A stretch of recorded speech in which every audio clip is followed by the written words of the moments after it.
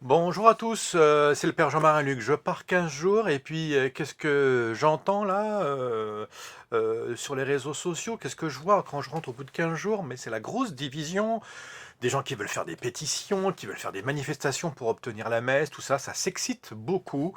On va faire le point, du calme, je vais vous donner mon point de vue et puis on va réfléchir à tout ça. D'accord, allez, on se prend 5-10 minutes pour faire le point. D'abord, donc, le point du jour sur comment ça va à vous, hein, c'est ça qui est le plus important. Comment va ta santé morale, psychologique? Toi, ça va, tu tiens le coup, ce confinement? Est-ce que tu arrives à travailler? Peut-être que tu as de la chance de pouvoir aller à l'école et au lycée pour certains.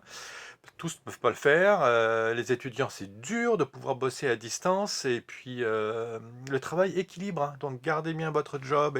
Et puis, ceux qui sont confinés à la maison, en télétravail et autres, c'est dur de travailler. Essayez de vous y remettre petit à petit. Et on gagne jour par jour. Essayez d'être productif, de faire des petites choses qui peuvent vous aider. Et puis, sinon, si c'est pas productif, faites quand même quelques petites choses pour vous-même et puis pour les autres. Vous allez peut-être vous mettre à cuisiner, à faire des trucs qui vont essayer d'embellir, vous serez plus fier de votre journée, d'accord? Prenez soin de vous en tout cas, et puis une fois que c'est fait, ça, essayez de prendre soin des gens qui sont autour de vous, c'est aussi l'avantage des réseaux sociaux. Allez, coup de téléphone, SMS et autres messages sur tous les réseaux sociaux, soyez positifs. Ne soyez pas trop des artisans de guerre, parce que j'ai vu tellement de messages méchants de la part des chrétiens et des cathos qui s'entre-déchirent entre ceux qui sont pour la messe, d'autres qui seraient contre, d'autres qui veulent y aller ou pas, mais doucement, doucement, doucement. Bon, vous savez ce qui m'est arrivé, outre le fait que le Covid a arrêté tous mes spectacles et aussi arrêté bien évidemment les célébrations eucharistiques, c'est comme une grosse cata par rapport à ce que je suis, hein, un prêtre engagé et dans le monde de l'art et dans le monde de la religion, si vous voulez. En ce moment, toutes mes activités sont arrêtées, et évidemment, et on obéit. Mais en plus, je me suis payé le Covid. Donc, et puis j'ai 50 ans. J'ai pas 20 ou 30 ans, donc je peux vous assurer qu'on le sent passer le Covid, hein. Moi j'ai 50 ans pile et donc il m'a fallu 15 jours pour repartir, quoi. 15 jours d'arrêt, et puis une fois que t'es KO, que t'es positif, c'est pas le moment de chercher la chloroquine ou je sais pas trop quoi. Tu cherches simplement à dormir et à te reposer et puis à faire confiance aux médecins qui sont autour de toi. Et puis il n'y a pas grand-chose à proposer, hein. Mais tu t'en sors. Tu t'en sors. Quand tu es en bonne santé, c'est peut-être ça que j'aimerais dire à tout le monde, n'ayez pas peur, hein. Le Covid, pour les personnes qui sont jeunes et qui sont en bonne santé, c'est une énorme grippe, mais qui te met complètement KO. Et plus tu es âgé, comme moi, plus tu as du mal à repartir. Et je peux vous assurer que c'est pas un truc complètement anodin quand les gens qui vous disent, bon, c'est rien, c'est rien. Non, non, je peux vous assurer que j'ai déjà eu la grippe. Celle-là, elle n'est pas tout à fait comme les autres, hein, elle est sérieuse, quoi. Et puis tu es obligé d'être confiné, tu ne veux pas la donner aux autres, ça t'isole socialement, il faut tenir bon. C'est là que tu vois que tu as intérêt d'avoir une bonne vie spirituelle, une vie autonome, une vie intellectuelle, artistique, propre. Enfin, on voit tes qualités au moment où tu es obligé de passer 15 jours de confinement, quoi. En gros, c'est ça, hein. Donc c'est sérieux et encore plus sérieux évidemment pour tous les gens qui sont âgés, plus de 60-65 ans et puis avec toutes les fameuses causes de morbidité, tout ce qui peut être maladie sérieuse, ça vous le savez bien mieux que moi, les médecins vous le disent tout le temps à la télé, c'est sérieux, hein, et la grande question quand on t'annonce le Covid, c'est pourvu que ça tombe pas sur les bronches et tu as toujours peur d'avoir une infection et puis d'être conduit à l'hôpital et puis d'être mis sous réanimation. Heureusement, on a un système de santé qui tient encore la route en France, mais je peux vous assurer que c'est pas du tout une maladie banale. Donc, moi, j'ai bien vu avec tous ceux qui avaient moins de 30 ans et qui l'ont eu autour de moi, avant moi, peut-être qu'ils me l'ont filé même d'ailleurs. Eh ben ouais, les jeunes, vous avez peur de rien et vous êtes dans la force de l'âge et ça vous fait rien. Mais pour les autres, ils prennent cher, quoi. Donc prenez soin de vos aïeux. Un jour, vous serez vieux, vous verrez, et vous serez bien content que d'autres prennent soin de vous à ce moment-là.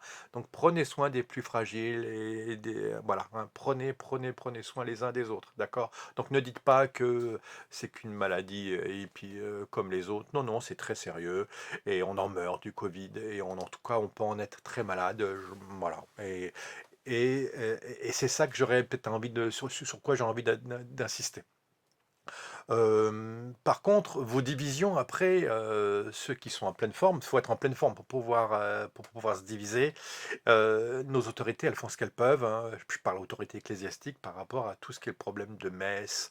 Faut-il y aller comment? Le manque de messe est plutôt très bon signe, hein. Donc j'ai vu des jeunes garçons revendiquer la messe d'une manière très véhémente et puis être relikés des milliers de fois.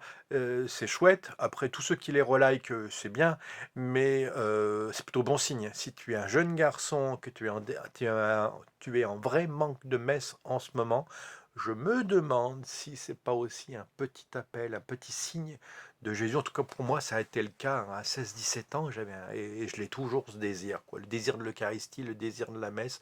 C'est tellement nourrissant que je peux vous assurer que ça peut être le moyen par lequel le Seigneur passe pour pouvoir t'appeler à toi à devenir prêtre. Donc, sitôt tes études terminées, je sais pas trop quand, hop, va falloir aller bien vérifier cela.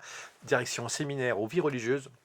Parce qu'on a besoin de prêtres, d'accord? L'Église a besoin de prêtres pour donner l'Eucharistie à ceux et celles qui appellent, hein, à ce désir de vivre de Jésus dès maintenant. Au ciel, certes, mais dès maintenant, sur cette terre, on a ce pain vivant qui s'appelle l'Eucharistie. Donc c'est plutôt bon signe de vouloir l'Eucharistie. Mais en tout cas, n'oubliez jamais ceux qui sont autour de vous et qui sont les plus fragiles, hein. Parce qu'ils n'ont pas la parole, les plus de 65 ans et ceux qui ont des maladies graves et qu'il faudrait surtout pas qu'ils prennent le Covid, sinon ils n'auraient pas l'énergie et les défenses pour pouvoir battre et combattre ce Covid. Et je trouve qu'ils n'ont pas la parole, on les fait voir, ils se taisent, quoi. Dès que tu as le Covid, tu n'as plus le droit de parler. J'ai remarqué ça aussi, hein. Brusquement, tu es pestiféré et puis on ose à peine te parler. Même après, d'ailleurs, on dit, oh là, mon Dieu, pourvu qu'il ne l'ait pas encore, pourvu qu'il ne me le file pas.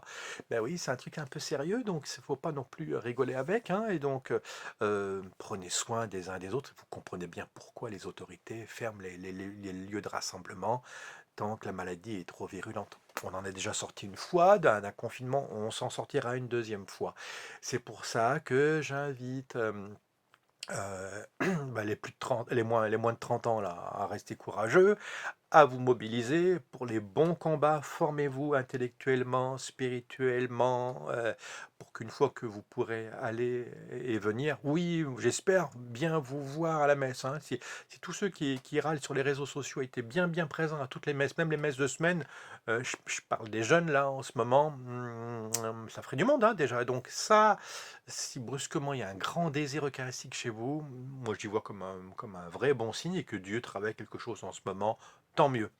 Après, bon, j'ai parlé des moins de 30 ans, des plus de 60 ans, et les autres, la génération, bah, la mienne, là, il faut calmer tout le monde, hein, vous savez, calmer les jeunes générations et leur dire que après l'hiver, il y a le printemps, on va y arriver, tenez bon et formez-les, hein, donnez-leur du courage, encouragez-les à se donner et à être fervents, et peut-être à aller s'occuper des plus pauvres. On peut encore s'occuper des pauvres, hein. Il y a plein de lieux où on peut se donner et à se former parce qu'on aura besoin de cette génération.